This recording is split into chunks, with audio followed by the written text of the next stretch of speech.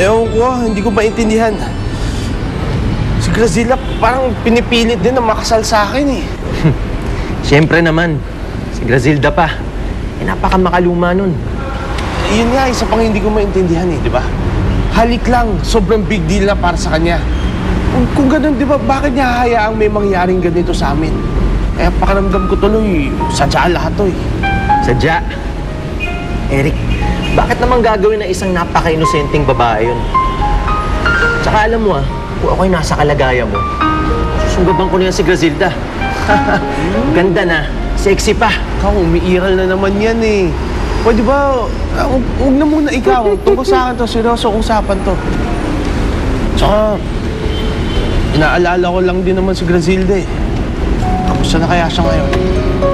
Umuwi ka na kasi sa inyo. Kausapin mo yung lola mo. Malay mo, pagdating mo doon, andun din si Grazilda. Kung ganun lang kadali yun eh. Pero problema ko, ayaw din ako pauwiin ng lolo ko. Gusto niya, doon ako sa bahay niya tumira. Pinaparesign din ako dito. Ba't ka naman problema? Kung ganun, sasarap ang buhay mo doon. Sa akin lang naman kasi, hindi na problema yon.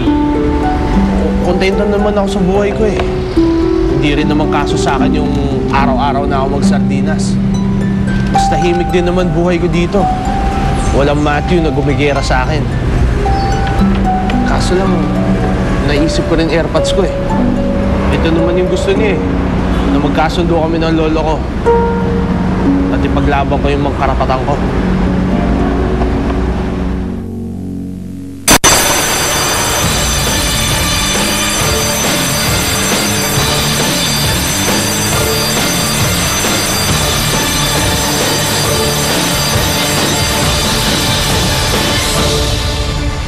Totoo bang may nangyari sa kanila ni Eric kagabi? Papayag ka ba na basta na lang tatalikuran ni Eric si Grazilda? Baka mabuntis yan. Hindi. Magkakaroon tayo ng apo sa tuhod.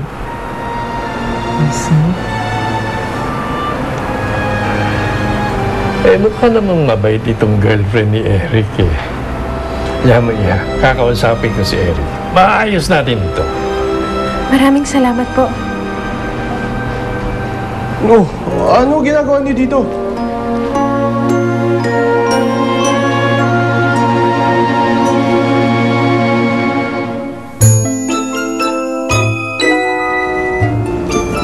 Ano ba? Sabi nang walang ng pabagal-bagal eh. Parating na ang baron. Bahala kayo. Malilintingan kayo.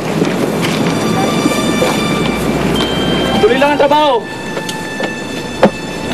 Wala pa si Natalia. Saan kayo napunta batang yun? Hanggang dito ka na lamang at baka makita ka pa nila. Sige na, Vicente. Mag-ingat ka, mahal ko ha. Pag-isipan mo na mabuti ang aking mga sinabi. Sumama ka sa akin.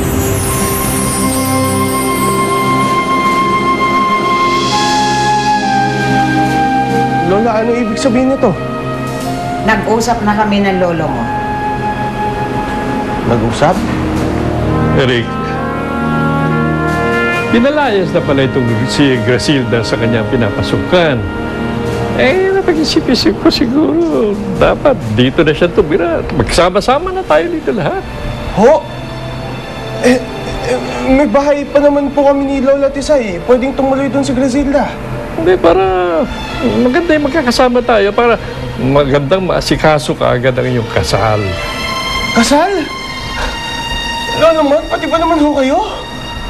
Okay, sige ho. Andun na ako. May nangyari nga sa amin ni Grazilda at may nagbunga ron. Sige, susuportahan ko ho siya. Pero hindi naman ata solusyon yung magpakasal kami. Eric! Eric! Bakit mo pinahirapan ang loob ko, Eric? Hindi ko na kayang ginagawa mo sa akin, Eric.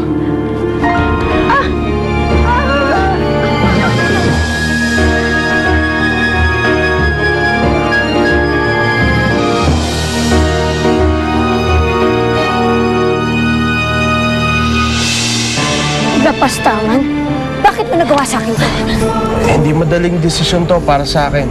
Papakasalan kita, Grisela. O ayan, Ate Grasilda, may birth certificate ka na. Nakalagay dito ang petsa kung kailan ka ipinanganak at kung saan. Nakalagay din dyan. Nasa Fantasia ko isinila. Hindi ka pa rin nagbabago, Griselda. Dahil sa ginagawa mo yan, lalo mo lang pinatatagal ang pagbabalik mo dito sa Fantasia. Ikakasal ka na? Alam mo naman si Lola, di ba? May sakit sa puso. Susundin ko na lang yung gusto niya. Papakasal na ako kay Griselda. Tama! Sa ukay. Doon kami mamimili ng damit ng kasal. Bilis naman, pre. Paano yung isang yan? Mukhang masaya ka ngayon. Nagkabalikan na kayo. Take it as a peace offering. Yeah, that's a good idea. Ano, Eric? Poor Griselda. Sooner or later, itatapon na siya na parang useless trash ni Eric.